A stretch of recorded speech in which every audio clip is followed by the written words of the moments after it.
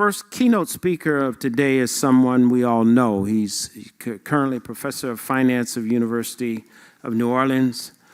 Actually, it would take a full time slot just to mention his many achievements. So suffice it to say that over the years, he's held numerous academic, professional, and advisory positions throughout the globe. He is recognized among the top % among authors who have published in the academic journals. And if it's true the saying that you judge a tree by its fruit, then it's evident that Dr. Hassan has been gifted with bounty. Alhamdulillah, we are blessed to have this brother in our presence. Please join me in a respectful welcome for, and if I may, Sheikh Mohammed Khair Hassan.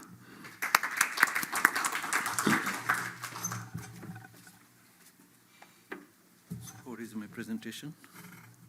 My presentation. How do I do this?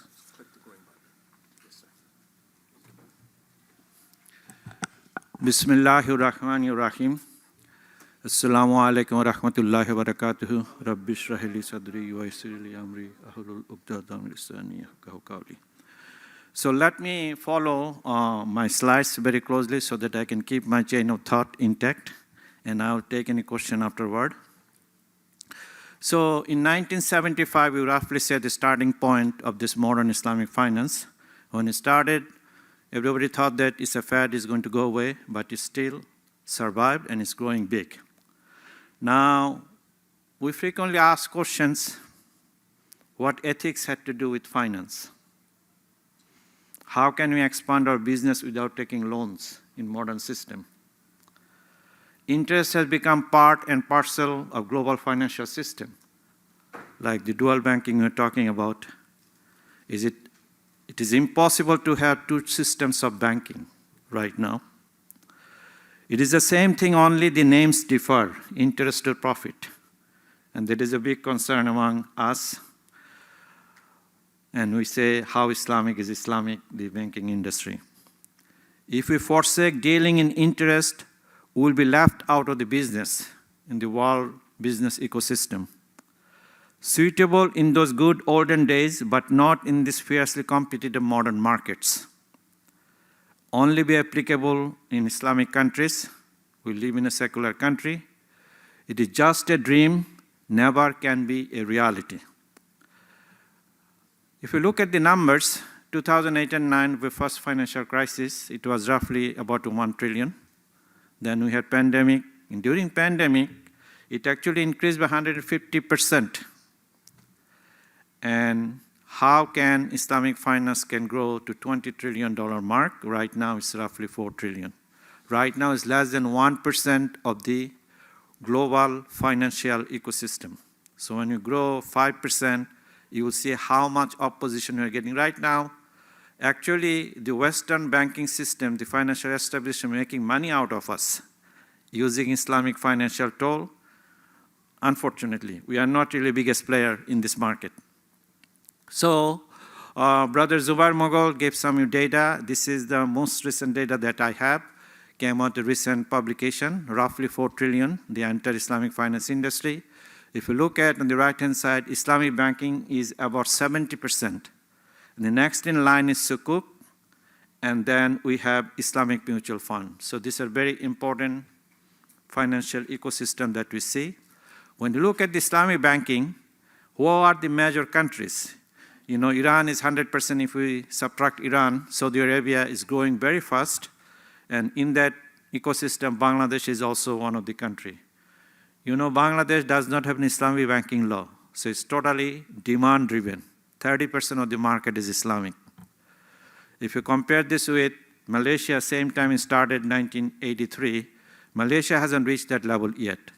So if we had a level playing field, so regulation is very important, law is very important. Sukuk, we always say Malaysia is the laboratory of Sukuk. Any sort of research you do, empirical, you look at Malaysia. Saudi Arabia is growing big because big infrastructure project is going on in Saudi Arabia.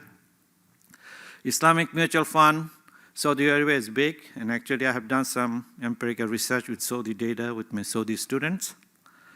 Now, other financial institutions, again, I'm talking about the fintech, crowdfunding, those type of stuff is also growing big. Takaful is also another aspect of it. Saudi Arabia, again, is a big player, Malaysia. So Saudi Arabia, Malaysia, Indonesia, these are the top countries in the Islamic finance industry. Now, we still fight. What is Islamic economics or Islamic finance?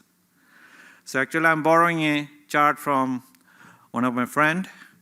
So first question is, add Islamic elements within the conventional system. So if you look at any Islamic finance program in Malaysia or in UK, you'll see out of 10 classes, 8 are conventional books you teach. And you add 2 Sharia classes, you make it Islamic.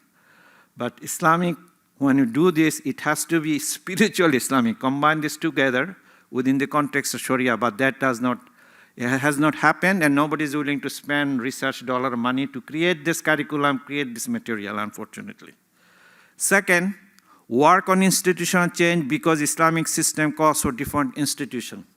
Institutional economics, we have Professor Habib Ahmed, he also works in the area.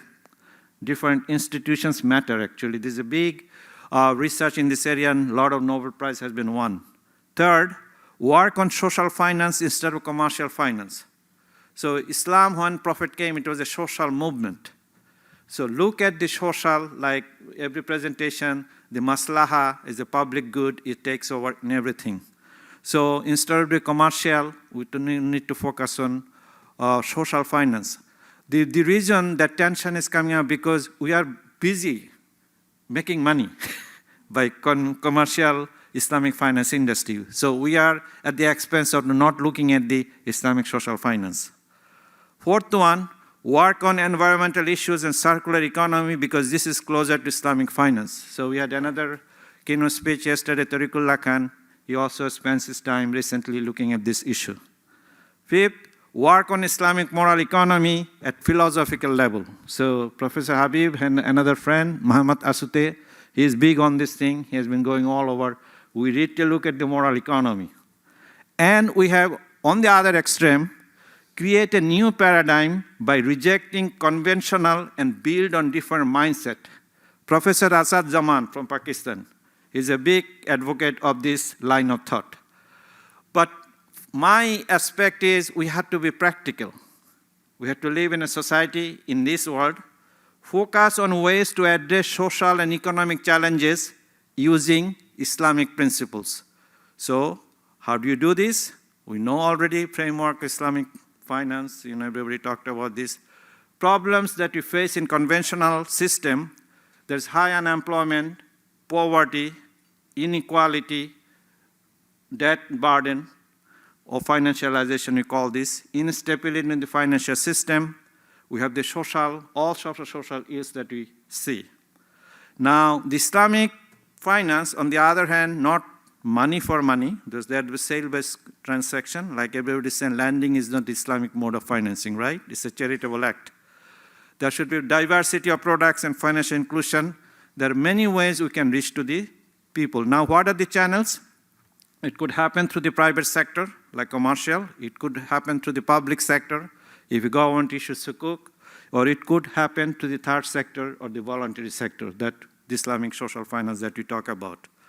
So how do you develop this Islamic economics and finance framework? So you start with a real problem.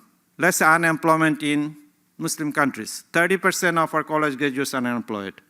In Gaza, it's probably 70%, right? So how do you solve this problem? You have to do this and you want to use the Islamic finance. Do you know we are always look for halal chicken, but we never look at how this halal chicken is being produced, how it is financed. All the halal chicken in the world are financed by haram money. Do you know that? So we have not really penetrated the halal chicken, the halal money, haram money, we need to make it halal. So that's where we can probably, so that's where you guys need it, like brother said, Fahim, you're smarter than us. Our brain has slowed down. You can do it very quickly. So we need to come forward, the younger generation. Use the available techniques, devise new techniques, and apply, test, and refine the solution. It's a continuous process. So one of the problems that I have with my friend Abdullah Masoom, the istihad is a dynamic process. We really need to look at within the boundaries of Quran and Sunnah, we need to find a solution. So you already know the sources of knowledge in Islam. You have the Sharia, you have the fiqh.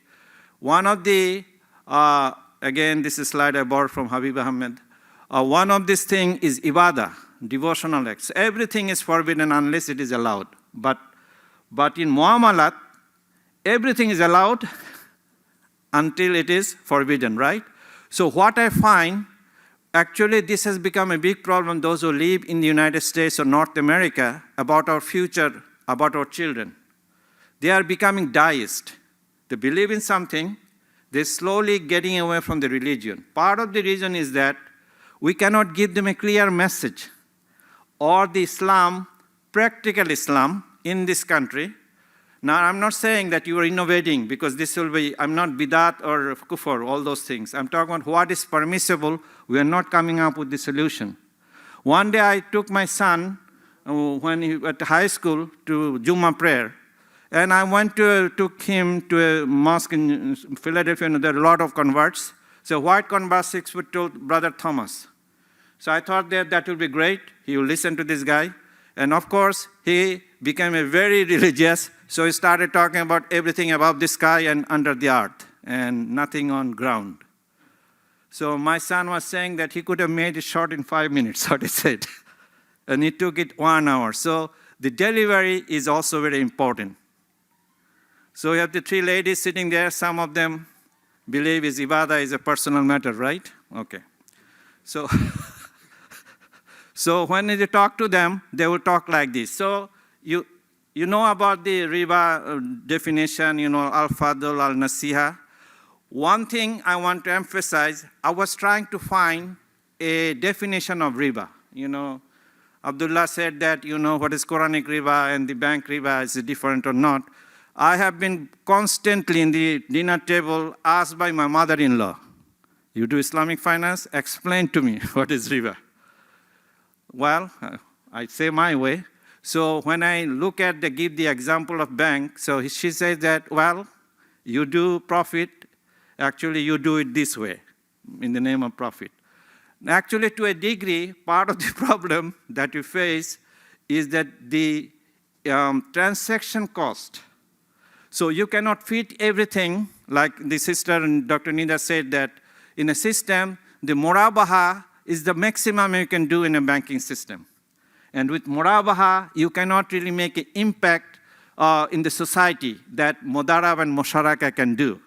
So we have made an original sin. So with the banking system, want to do everything. We ask bank to do everything for us, but the bank cannot do everything. And same criticism will exist 20 years, 30 years later until we get away from the non-banking financial mode. So it's very difficult. Yes, even in the United States, you know, that called narrow banking, even Milton Friedman and those guys, the biggies, they also talked about in order to reduce instability, you have to separate the banking function of the transaction and the investment function. But when you do this, the money creation process intermediation gets warped. So there is another problem. So why loan? What is the role of loan in Islam? To help someone. You can guarantee, okay, I give loan to Dr. Nida. I said, I'm going to take your computer unless you can give it back. So I can ask for it, or I can give it, you know, fi sabilillah, but it's a loan. So there has been a lot of hadith that instead of, you know, taking fi sabilillah, Prophet Sahabis used to take loan so that will make him more responsible. When it is a guarantee, when you have money, actually when I put money into the bank, we should pay the bank to guarantee, safeguard my money, no extra. But when you want to invest, there can be extra profit or loss depending on the structure, but there couldn't be any guarantee. So I have been struggling with the definition of riba, and this is the definition I got. Any financial contract which is an extra and guarantee lumped together, same contract, that leads to gharar. So just this is my definition of understanding what riba is. Now, when you talk about product development in Islamic finance, it's a big issue. like, you'll probably do financial planning, giving the advice and coming with financial product. There's not many really. Not even in this country. When you go to the countries where it's, 30, 40% banking system is Islamic, there are very limited Islamic financial products. So how did the industry develop? There are 3 ways. You start from the conventional products, you imitate. So we are being accused of that Islamic financial industry is an imitating industry. And we could not get away from it. Yes, we are trying very hard. We have AOFI, we have different support mechanism. We are trying to bring it to the paradigmic version. So we need to get away. Otherwise, we are going to lose our value proposition. The second one, to start from Islamic product, we have some historical, prehistoric as well. Mudaraba and Musharaka is not only during Prophet, it existed before. We take this nominate contract and do permutation or combination, and you need to bring your knowledge, mathematics, computer science, data science together in order to make it more Islamic. So we need to really increase our skill set, and that's why Guidance College and the other education institutions play a role. And the most important that I like to start from the real needs of the customers. We have housing problem in the Muslim world. We have unemployment problem with the young youth. Mudaraba, Musharaka, or any sort of practical business organization, we need this. But in order to do this, we also need to increase our taqwa. The reason I'm saying this, can you tell me how many Bill Gates we have in the Muslim world? There are $30 billion. There are many Muslims. Bill Gates and Warren Buffett give you their entire life savings. I do not know how good Christians they are. I'm talking practicing, not, value judgment, but giving away. But otherwise, pious Muslim, let's say about $10 billion, I just doing mudaraba, because it's a risky investment, right? Because it can go away, you can lose everything. So that in order to improve the unemployment situation, in order to make employment, how many of us can risk 10% of our capital? And that requires that you're understanding the taqwa. So I always say this, you cannot get the full benefit of Islamic finance unless you purify, also improve your Islamic understanding. Now here comes 2 groups, fight with each other, or not fight, I'm talking about tension. So the way you do the practitioner and the Sharia scholars, they need to really come together. Right now in the product development, and Professor Habib also has a book, that the Sharia scholar come at the end. In a product development, they have to start from the beginning, every step of the way, so it will also save time, it will not be wastage. And Sharia, I don't want to tell the stories and can have the case study of Bangladesh, and there are some Bangladeshi scholars there, they know what I'm talking about. But let me tell you why you cannot do more than murabaha in a conventional fractional reserve banking system that we have. Now the question is, what is the definition of riba? So let's say A go to B, $100 cash, and pays back. So here we can say that B is the customer, A is the bank. This transaction is haram, right? Because you're giving more than it's a money, no intermediate transaction in a sale transaction. Now you want to make it halal. How do you make it halal? Let's say Bal-Ina, but it is frowned upon, but let's give an example. B is the customer, he sells brick for cash to A, and in return gets $100. So this is a Sharia compliant transaction, right? Nothing wrong with the Sharia issues, sale-based contract. Now what does A do? A is in the financing business, right? So he resells the brick on credit to B, and B owes 105. The second transaction is also Sharia compliant. But if you combine these two, what is happening? This person went to a bank, B, got $100 walkaway, right? And all this legal hell you have created in between, and that increases your transaction cost, right? Now, if you look at same, I'm giving you the same example. So one is haram, the other one is Sharia compliant. Because you have brought, I'm taking the form versus essence tension that we see. Now some scholar in the Middle East will say that, oh, we don't buy this, Bal-Ina is haram, same party, 2-party transaction. Now you have created tawarruk. What you have done? You see that you have created a metal trader, make more business from the people in London. It's not owned by the other people. So you go to sells metal to A and $100 cash. B is the customer here. Resell metal on credit, and you have $105 deferred payment. Now, what B does, B sells the metal bet on the spot and get $100. Again, the end result, you have created another layer here. Previously, with the 2 transactions, you have 3 transactions. So the transaction cost increases. I have many papers, efficiency of Islamic banking, analyzing data.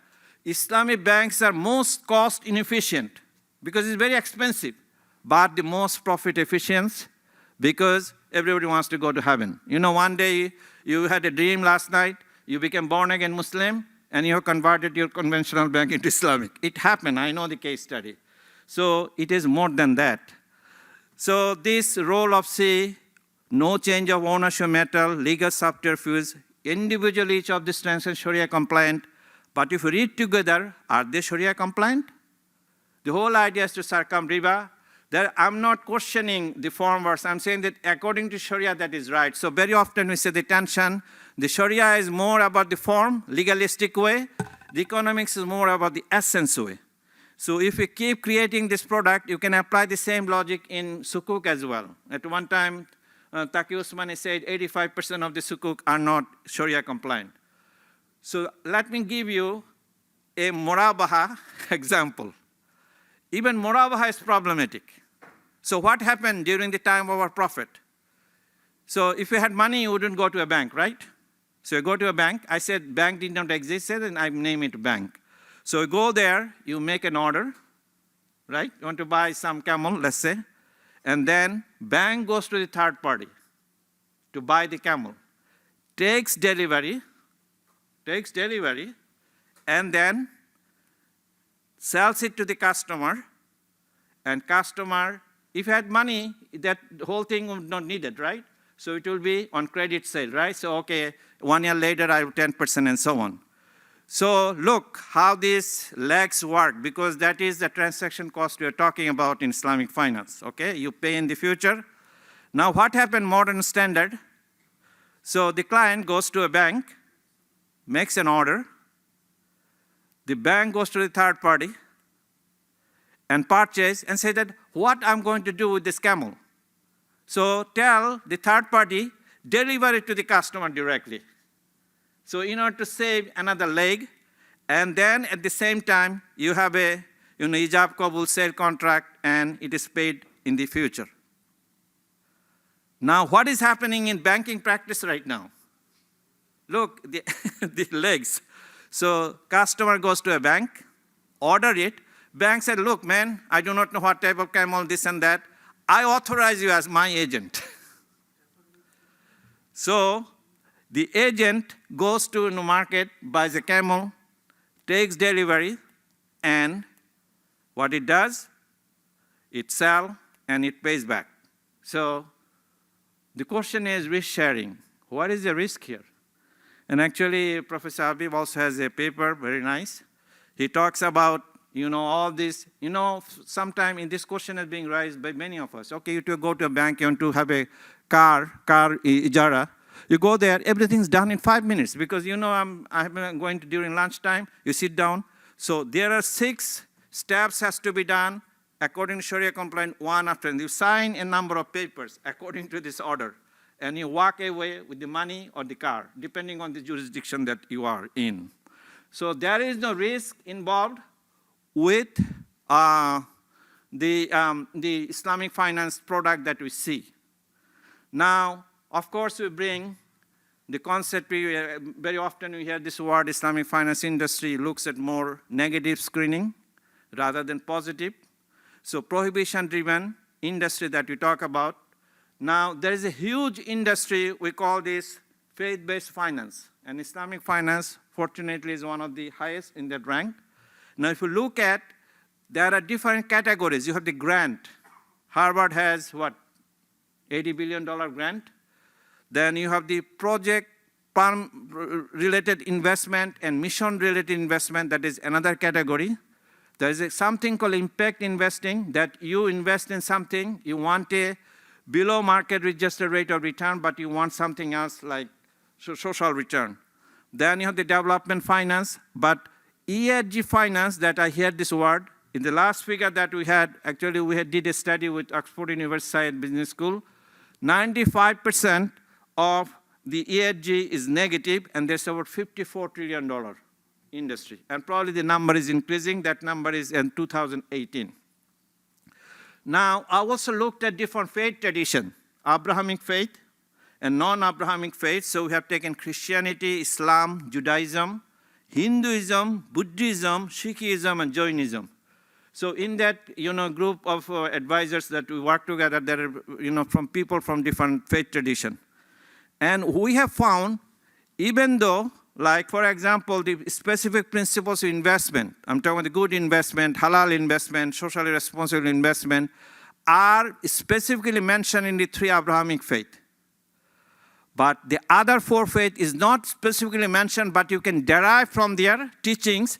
So all 7 religions that I looked at talks about the good finance. So it is not only Islamic, it is faith-based, and that's the way ultimately we need to sell our Islamic finance product.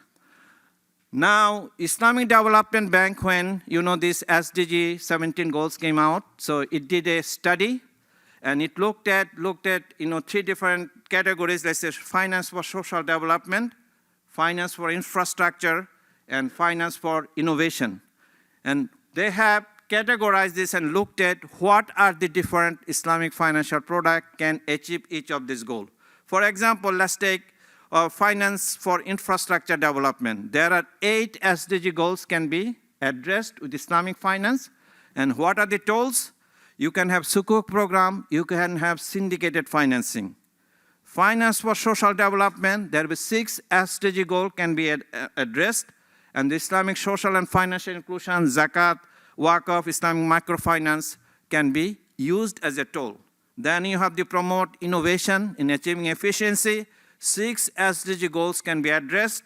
And equity-based structure is more suitable in promoting innovation, private equity. Yesterday I said United States is the largest Islamic finance market because it is coming to the private equity, venture capital, and equity funds and crowdfunding. So we have also impact investment tools, microfinance, for example. I want to bring the Qardul Hasan, could be a very powerful microfinance tool, right? And it has been encouraged, Qardul Hasan, the good Hasana loan. The Akhwat has made a case study for us to follow. Yes, Islam microfinance started from my country, Bangladesh, but it is interest-based system. And do you know, sometimes I love Muhammad Yunus because he brought name and fame to his country, but at the same time, he, through this institution of microfinance in Bangladesh, he has spread the riba in the entire society now. And it has been found again, I refer to Habib Ahmed, he has done a lot of work, by the way. He's a very important guy, you don't know that. So what he did, the debt cycle and debt trap. The whole idea of microfinance, you bring people out of poverty. Actually, it is not true. So in the few iterations of debt financing, he has found that people are more and more entrapped into debt rather than creating wealth. So that part we also have to remember. So the main value proposition Islamic finance we want to do, number 1, adherence to Sharia, subscribing to higher ethical ideals. 2, promoting cross-border trade and flow of funds. 3, financial inclusion of the underserved segments of the community. 4, expansion of new asset class, new product. 5, more diversification of risk. 6, unlocking the values of ideal asset. 7, job creation. 8, sound risk management. And this conference has papers in attacking each of this problem really. Now, the question is, I'm doing work with, probably his name, Muhammad Tawfiq, Imran Tawfiq. He is going by MIT. So we have started an education program. So the question is, we have this 20+1 plan. What is it? Awareness. We talked about the very reason we are doing this awareness, creating awareness locally, regionally, and globally through mass media to promote Islamic finance and its benefit. 2, education. Educate students, customers, conventional bankers, and Sharia scholars to look for an alternative system and benefit from Islamic finance offerings. 3, New Horizon. Moving to New Horizon, seizing opportunities with potential growth. Africa, China, Indonesia, Bangladesh, United States, UK, and so on. MSE, medium and small enterprises, supporting MSME through Islamic finance solution with a robust mechanism in place to encourage funding them while sharing risk and return. There are a lot of refugees coming to this country from Muslim countries. They want to start their life. Not everybody is employable. How can you get out of poverty driving cab or Uber?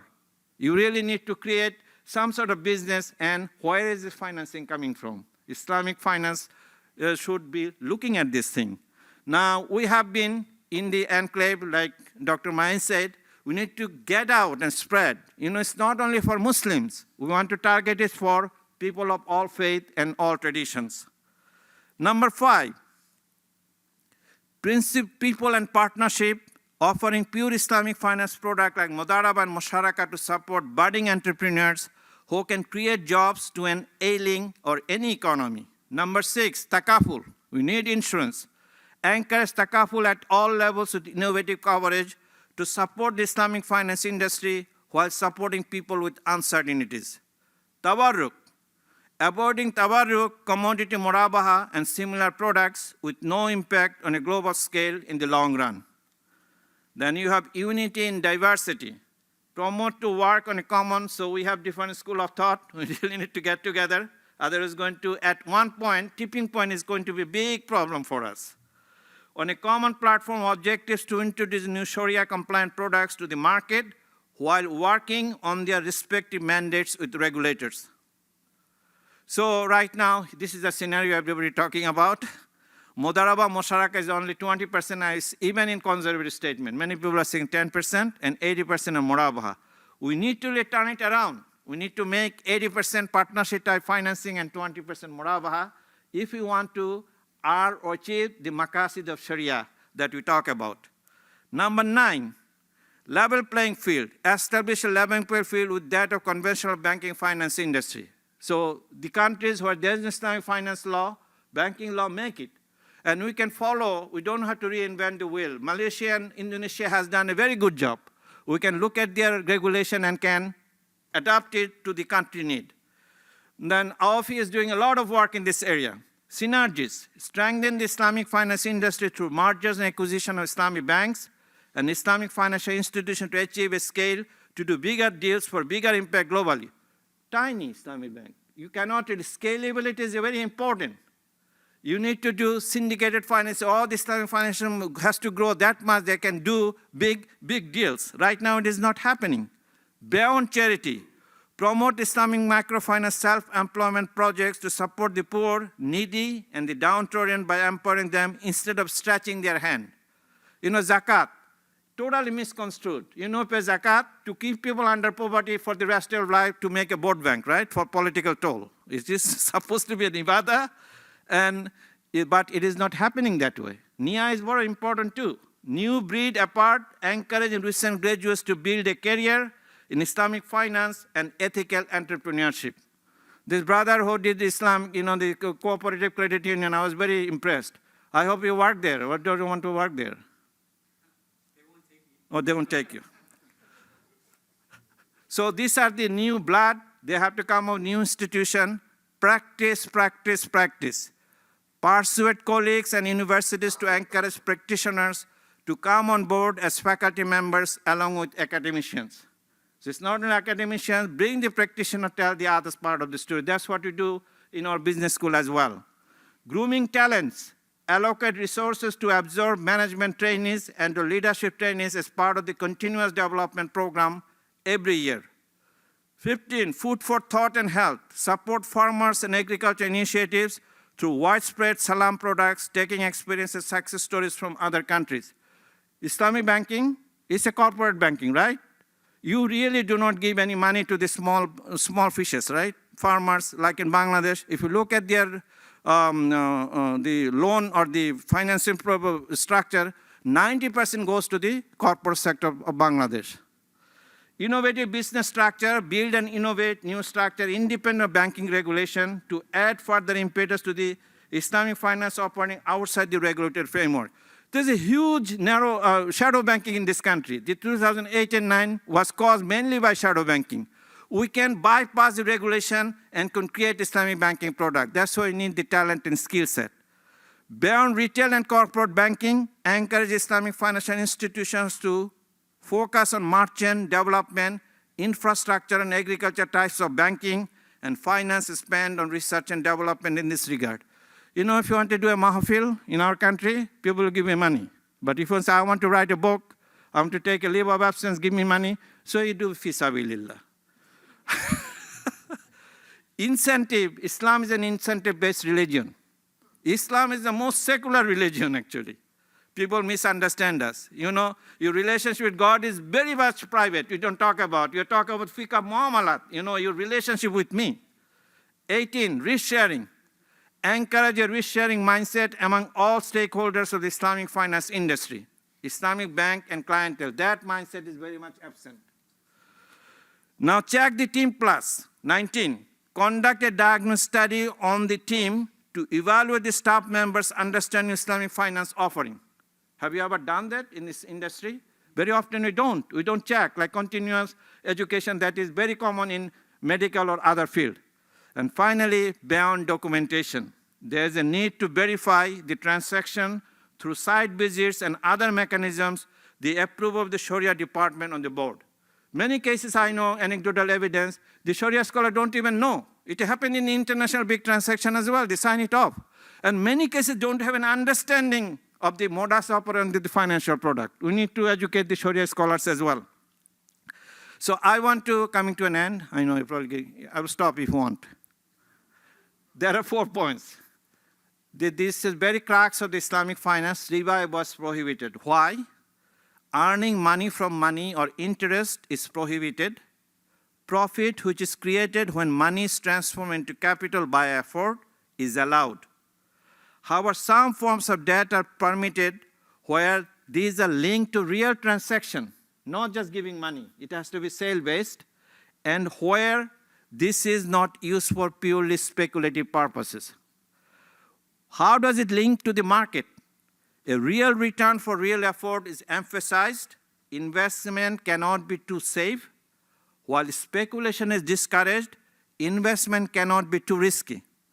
This might have productive efficiency spillover benefits, positive externalities for the economy through linking returns to real entrepreneurial effort. We need to develop this entrepreneur curse. That's the reason riba is prohibited. Fair profit sharing. Intuitive description, symmetric profit sharing is the preferred contract form, providing effort incentives for the manager of the venture, while both the investor and management have a fair share in the venture's realized profit or loss. And how does it relate to the market? Aligning the management's incentive with those of the investor may, in contrast to pure debt financing, once again have productive efficiency spillover benefits for the economy through linking realizable return to real entrepreneurial effort. No undue ambiguity, uncertainty. The principle aims to eliminate activities or contracts that are gharar by eliminating exposure of either party to excessive risk. Thus, the investor and manager must be transparent in writing the contract, must take steps to mitigate controllable risk, and avoid speculative activities with high levels of uncontrollable risk. Please correct me, that's the longest ayah in the Quran about the contract, right? How you do this. Now it links to the market. This may limit the extent to which there are imperfect and asymmetric information problems as part of a profit sharing arrangement. Information problems might, for example, provide the conditions for opportunist behavior by the venture, like moral hazard, undermining investment in all similar ventures in the first instance. And finally, halal versus haram. It's not only halal chicken, there are halal and haram concept in financial transaction. Investing in certain haram sectors is prohibited because it is not individually harmful, it is also collectively harmful. Arguably, in certain sectors, there are negative effects for society that the investor or venture might not otherwise take into account, negative externalities.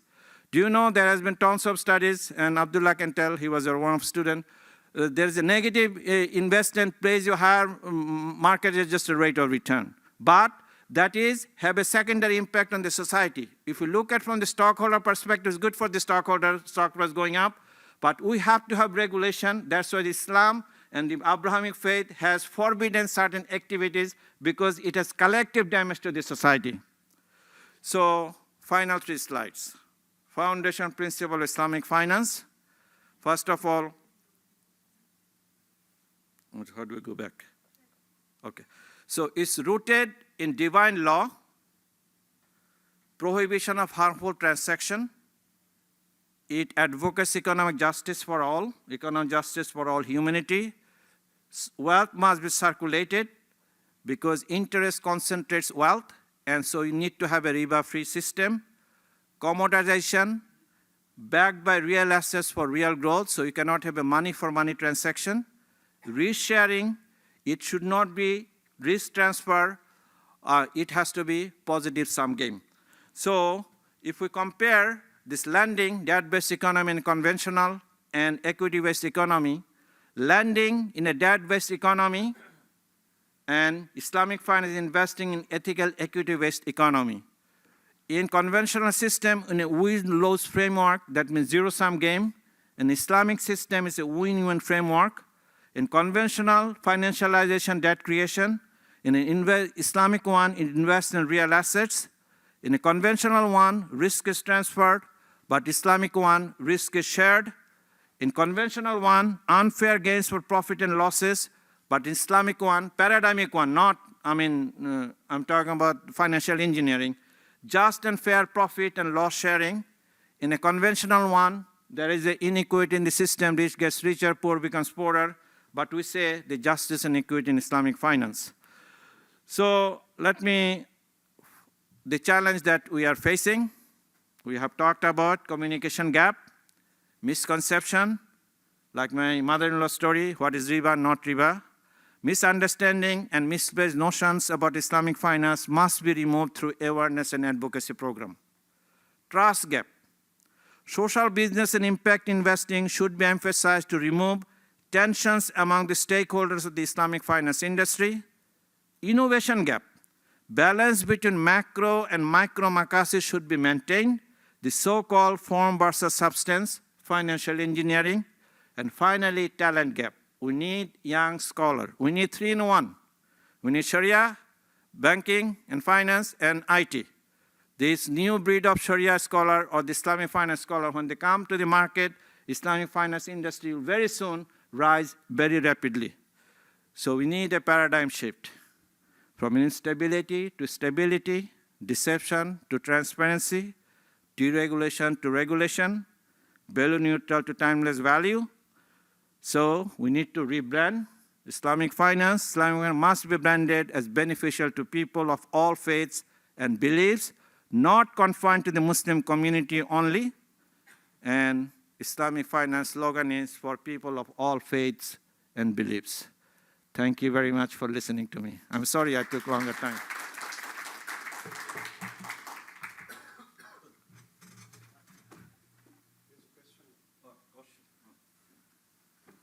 I answered all the questions. Jazakallah khair, akhi. Very informative presentation. The way that I see it is that we need to draw a line between the diagnose and the symptoms. In your presentation, you were focusing on the symptoms without talking about the diagnose. In my opinion, the diagnose is the following. The Islamic finance system is a small derivative of the Islamic economic system. And the Islamic economic system actually is a part of the political system. Yes. In order for you to apply genuine and sound economic/finance system, you have to have a jurisdiction, you have to have a power, right? That power actually is not there. Secularism is covering almost all over the world. The person who is living in the United States, okay, and the one who lives in Saudi Arabia or in Algeria or in China or in Russia are the same. the global capitalist economic system is dominating the whole world. This is one thing. The other thing, akhi, you put too much blame on scholars and practitioners. Believe me, those people do not have the power and the authority to apply what they think is correct. You see what I'm saying? When it comes, akhi, to Murabaha, and I do believe that Murabaha is a very illegitimate son of Islamic finance. It's a parallel, excuse me. Yeah. It's a very illegitimate product. It's a parallel to riba, and that's why, as you said, like clearly, that more than 80% of the products used in so-called Islamic banks are murabaha. It's just a way of, you know, exploiting the need of individuals. In the Islamic finance system, we have debt-based modes of finance, and we have equity-based. The genuine, the sound, the authentic one is the musharaka and the mudaraba. And that's why so-called Islamic banks are like staying away from those modes of finance, because this is the actual real Islamic finance, where the financier and the recipient of the money are establishing a partnership, and they take all the risk and all the liability together. When there is a profit, everybody will be taking the profit. When there is no profit, then the financier will take his money and just go back home, ma'as-salama. And when there is a loss, he or she is supposed to incur that loss. What we are doing here, akhi, is we are just trying our best. Unless the whole political system is changed from a secular to an Islamic one, I assure you that genuine, sound, authentic Islamic finance will never ever be implemented. Wallahu alam. I fully agree with you, but question is, until that ideal state, what do you do in between? We cannot radicalize. I believe in slow, incremental approach. So within the incremental approach, you have to proceed. And on the top of this, we live in a secular country with 6 million Muslim or 10 million, different numbers. Now, we are what, less than 2 or 3%. We are not, we will, inshallah. But the question is, in this time, my presentation was more like overall broad overview, but within the context of the United States, like the scholars like you are coming up, there are a lot of people who are doing this good work.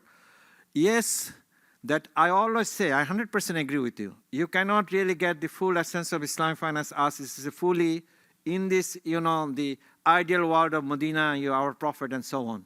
But the question is, you are, you know, in this country, very often I say, you know, these brothers came from Bangladesh, they are praising America.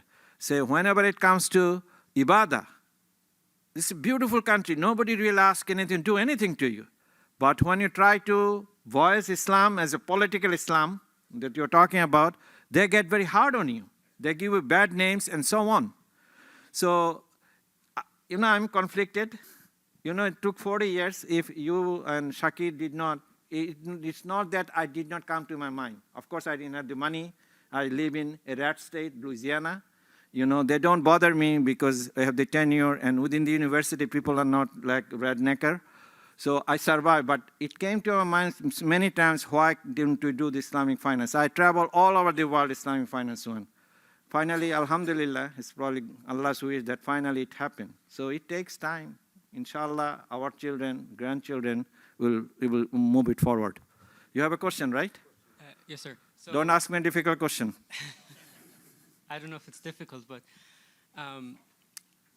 mashallah, your presentation was really good. It explains a lot about,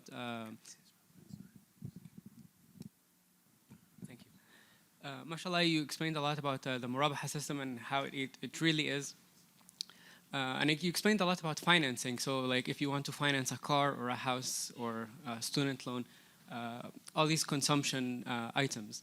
And it seems like in America, Muslims and non-Muslims, we are very much inclined to consume, and we focus on that. We're also inclined to invest and make money and become wealthy, and you know, that materialist approach is part of the culture, for better or for worse, is part of the culture in America. But I feel like this is the secondary point. The primary point is we want our finances to be halal start to finish. Not just in when we want to consume or when we want to become wealthy. but when we do just the basic banking services. So, like for example, my checking account, I can put money in my checking account and I don't receive any riba, right? But then the bank will take my money and will invest or will loan it out to an investor or an entrepreneur who's going to perhaps open a casino where the 7 deadly sins are happening at 24/7 in a casino, and that is not halal in my opinion, right? To have a casino. I'm not saying putting your money in a bank is haram, of course not, because that's not what I'm saying. But what I'm saying is, how can we focus the conversation on investment because people want to be wealthy, and on consumption because people want to consume, but also add to that the main structure, the infrastructure, also has to be halal. And how can we not neglect this? No, I'm not saying anything you neglect. You follow the Islamic rule of principles wherever you invest, halal, haram. Even, one thing we are so, I also used to say, Islamic mutual fund. So, when you do this in the United States, Saturna is there, for example, I invest. So, in Saturna. But even if you look at the filtering process they use and the end result, the universe of stocks they find, what this stock? Microsoft, Apple, big tech. And if you look at who owns these companies. So we are really, even in the name of Islamic finance, empowering the people who always subjugate us in the rest of the world. But we cannot just, we can take this money to Bangladesh, to Kenya, or some other countries where they need money. We can directly invest. Of course, brother, I agree. But as brother said, Dr. Ma'in, we need to reform ourselves, our mind, and so on. Unfortunately, the Muslim world are also leaders. We lack leadership. Leadership with the real knowledge in Islamic principles. That's what you're missing. Yes, brother. Excellent presentation. I loved it. Additional commentating from the scholars and the professors over there. I say this humbly. I have the ears of so many bankers around the world. I can go to Larry Fink next week at BlackRock. He has one of the ETFs in the world. Everyone has the understanding of this. I have not heard if we raise money, if we leave here today and say we want to raise $250 million and put it into a pure faith-based ETF, private lending, come up with all of the strategies that everyone articulated, and we start doing it. No one's talking about raising the money. We raise the money today, we can start doing it Monday. Like, I have not heard anyone. I say this humbly. I've done it for other faiths. This is not theory. Timothy funds, Christian base, I've helped them launch it. It can be done, brother. It can be done. It can be done. You need to reach these high net worth individuals, correct. The Muslims in this country. There are super rich Muslims in this country. Super rich. But they have to have this iman. That's correct. Understanding, the knowledge, and the taqwa. Then we really need to purify our heart. We cannot, I always say, Islamic finance, cannot you achieve the maqasid of Sharia through this until you change the system within. I'm not talking about making an Islamic state. I'm talking about even the individuals. Right. I do not know what is the source of funding Shakir got. You could have this, whatever money, if you have the high net worth individuals, say, hey, give us some money, we want to do this social thing. And you do it for the sake of pleasure of God, right? The brother over there at Zak Financial. Yeah. He does financial advisory. He's in this state. We can reach, you don't have to do it with big money accredited investors. You can reach the investors with a credit union process of affinity banking, and you can take small dollars, $50. You can take $100. Pull it together in the ETF, raise the money, and actually use the scholars, and we start doing it. We've done this on micro levels. We can do it. Let me suggest that we talk about strategies offline. We have one more question here, and then we're going to move on. Thank you very much. Thank you. Dr. Main, I just want to respond to Dr. Main, and I think Prof. Kabir has been actually coming to Indonesia many times. All right, okay. So I'm interested in the political or a political will that Dr. Main mentioned, but you may be aware that I'm coming from the most populated Muslim countries, Indonesia, but it's not as easy as what you thought, that everybody moving towards Islamic finance. After today, as Prof. Kabir also quoted yesterday, we just reaching about 10% market share, very little. And the political will today only they realize that because the Sharia appetite is increasing over the country, over the years in Indonesia, then only they pick up. Where the Sharia appetite now is gaining their voters. They want to be elected in the next elections. Even the previous election, they succeeded. So once they realize that the Sharia actually get benefits to them, then only people talk about it, the government talk about it. Today, I spoke to our sister, Dr. Nida, on how to take the loophole of the regulations where we can put in where the Islamic finance can actually be a beneficial to American government. So again, Dr. Main, the most important is literacy.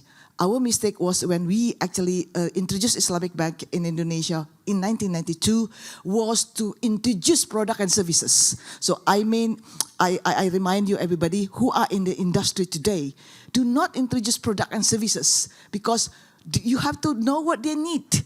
This is what Islamic financial literacy is all about. Our brothers in Islamic financial planning. Thank you, Dr. Shakir. This is my first conference in Islamic finance that brings forward the topics on Islamic financial planning. So round of applause to Dr. Shakir. Thank you. I think, so thank you for your comments. Just I want to, you know, when the British invaded and took over Indian subcontinent, Islam was flourishing and there was a concept of waqf. So first thing they did, they wanted to paralyze them by taking over the waqf land or control of it. And after that, if you go to visit Bangladesh and if you Juma any prayer, they will push the box, okay, donation box. Unless we get out of this donation box mentality, we cannot do anything. So let's, whatever you're saying, whatever innovative we can raise fund, rather than just pushing the box in the mosque. Thank you very much.